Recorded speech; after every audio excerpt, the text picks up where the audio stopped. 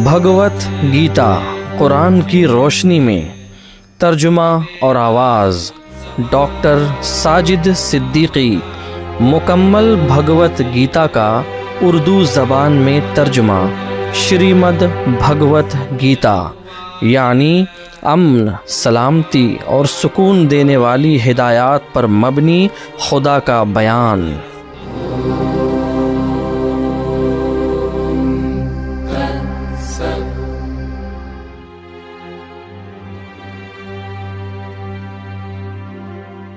سترواں باب، 17واں ادھیائے۔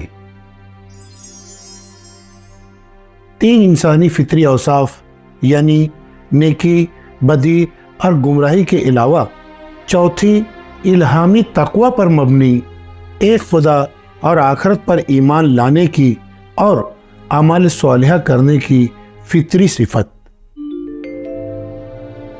ارجن نے کرشن سے سوال کیا، اے کرشن، جو لوگ ایک خدا کے ایمان سے جڑے ہوئے ہوتے ہیں لیکن خدائی قدرتی قوانین اور کتب الہی میں درج خدائی احکامات اور ہدایت کو چھوڑ کر اعمال صالحہ کرتے ہیں، ان کا ایمان کیسا ہے؟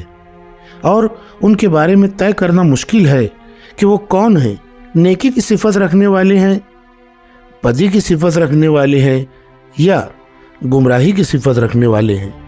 کرشن نے کہا، خدا کہہ رہا ہے کہ جسم رکھنے والے انسانوں میں جس طرح پیدائش سے ہی فجور پر مبنی تین قسم کی صفات یعنی ایمان کے بغیر نیکی، بدی اور گمراہی ہوتی ہے، بے شک اسی طرح وہ ایمان یا تقوی کی صفت بھی اس کی اپنی فطرت میں پیدائش سے ہی تخلیق کی ہوئی ہوتی ہے۔ اس ایمانی صفت کے بارے میں مجھ سے سنو۔ اے بھارت یعنی ارجن، تمام انسانوں کا ایمان پیدائش سے ہی حق کے مطابق توحید پر ہوتا ہے، مگر جو انسان اس دنیا میں جس طرح کے ایمان سے جڑا ہوا ہوتا ہے اسی طرح کے ایمان، عقیدے، گمان اور فکر کے ساتھ اس دنیا سے جاتا ہے، اور اسی ایمان کے مطابق جنت اور جہنم کا فیصلہ ہوتا ہے۔ شیطان، شرک کی قسمیں اور شیطانی عزائم۔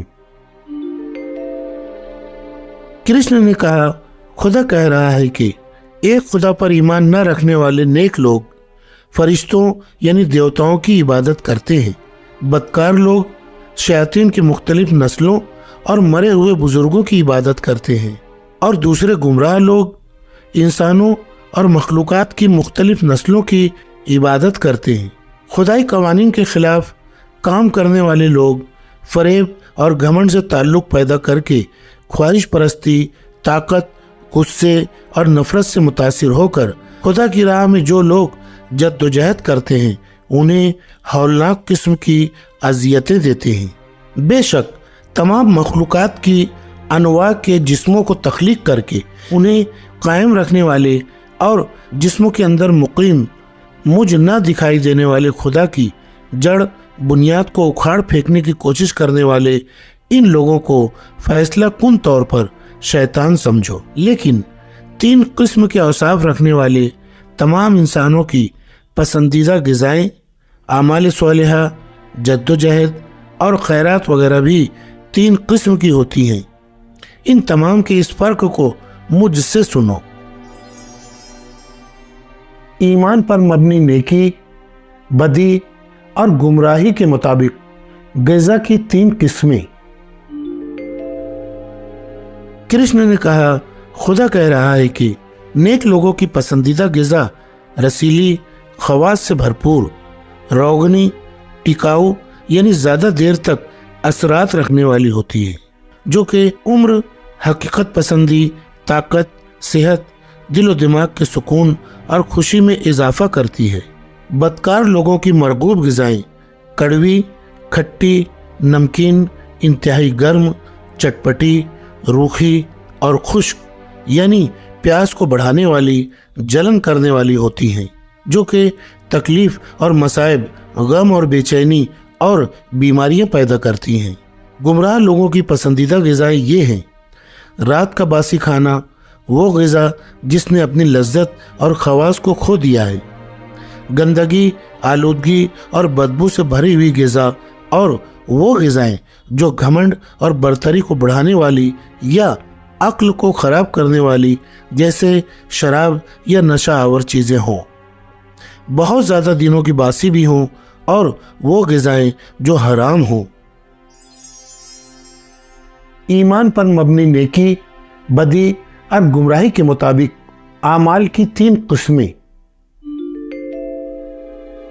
कृष्ण ने कहा, खुदा कह रहा है कि खुदाई अहकामात और हिदायत को मद्देनजर रखते हुए, किसी मखलूक या देवता से किसी चीज़ की तवक्का न रखते हुए, अजर की उम्मीद के बगैर आमाल स्वालिहा को फ़र्ज समझकर अंजाम देना चाहिए। इस तरह जहन को एक खुदा में यकसू करके जो भी आमाल स्वालिहा अंजाम दिए जाते हैं, वो आमाल स्वालिहा हकीकत में नेकी की सिफत से तहरीक पाने वाले आमाल होते हैं। लेकिन ऐ भरत में आला यानी अर्जुन, जो आमाल स्वालिहा किसी से अजर की ख्वाहिश रखते हुए, रियाकारी और धोखाधड़ी करते हुए और किसी दुनियावी फायदे के लिए ही अंजाम दिए जाते हैं, तुम उन आमाल स्वालिहा को बिलाशुबा बदी की सिफत से तहरीक पाने वाले आमाल समझो। खुदाई अहकामात और हिदायत के खिलाफ अनाज सदक़े में दिए बगैर, गौर फिक्र किए बगैर, मेहनत और जद्दोजहद किए बगैर और इस तरह एक खुदा पर ईमान के बगैर किए जाने वाले आमाल स्वालिहा गुमराही की सिफत से तहरीक पाने वाले माने जाते हैं। जिस्म, जबान और नफ्स का जिहाद यानी तप। कृष्ण ने कहा, खुदा कह रहा है कि फरिश्तों यानी देवताओं का एहतराम करना, एक रूहानी खुदा को जानने वाले रसूलों, उलमा और बुजुर्ग लोगों का एहतराम करना, इसी तरह असाज़ा का, उलुल अलबाब या उलुल अम्र का एहतराम करना, जहन और जिस्म को पाकीज़ा रखना, हर काम में सादगी और आसानी इख्तियार करना, वेदों के इल्म का तालिब बनना और जुल्म न करना, ये तमाम जिस्म का जिहाद है। खुदा कह रहा है कि नफरत और दुश्मनी न फैलाने वाले, सच्चे, मोहब्बत आमेज और दिल पसंद और मुफीद जुमले बोलने की सिफत जो वेदों में गौर फिक्र और वेदों के मुताले से पैदा होती है, बिलाशुबा ये सिफत ज़बान का जिहाद है। खुदा कह रहा है कि कल्ब में रहमदिली का होना, हर एक से दोस्ती पैदा करना या हर एक को पसंद करना या किसी से दुश्मनी ना रखना, संजीदगी इख्तियार करना, अपने नफ्स पर काबू रखना, अपनी फितरत को एक खुदा के लिए खालिस करना, इस तरह ये तमाम कल्ब, नफ्स और मन का जिहाद हैं। ईमान पर मबनी नेकी, बदी और गुमराही के मुताबिक जद्दोजहद की यानी तप की 3 किस्में। अपने आप को और सबको नुकसान पहुंचाने वाले और सबको बर्बाद करने वाले काम तामसी है। कृष्ण ने कहा, खुदा कह रहा है कि एक रूहानी खुदा पर ईमान रखने वाले इंसान खुदा की राह में 3 अक़साम की जद्दोजहद करते हैं। किसी मखलूक से किसी भी किस्म की तवक्को न रखना, बेगरज अमाल करना, एक खुदा की इबादत में लगे रहना, ये तमाम नेकी की सिफत से तहरीक पाने वाली जद्दोजहद है। खुदा कह रहा है कि अपने आप को बरतर, सच और बरहक साबित करने के लिए, अपनी इज्जत और मर्तबा बढ़ाने के लिए, अपनी इबादत और अपने एहतराम के लिए, फरेब देने के लिए या दिखावे के लिए और अपने ज़ाती फ़ायदे के लिए जो भी जद्दोजहद की जाती है, उसे बदी की सिफत पर मबनी जद्दोजहद समझो। बिलाशुबा इस किस्म की तमाम जद्दोजहद दुनिया में बदअमनी और बेचैनी पैदा करने वाली हैं, इसीलिए इस दुनिया से मिट जाने वाली हैं। खुदा कह रहा है कि कम अक्ली, जहालत और नादानी को अपनाते हुए अपने आप को अजियत और तकलीफ में डालने के लिए और दूसरों को भी तबाह और बर्बाद करने के लिए जो भी जद्दोजहद की जाती है, वो गुमराही की सिफत पर मबनी जद्दोजहद है। ईमान पर मबनी नेकी, बदी और गुमराही के मुताबिक ज़कात यानी सदके और खैरात की 3 किस्में।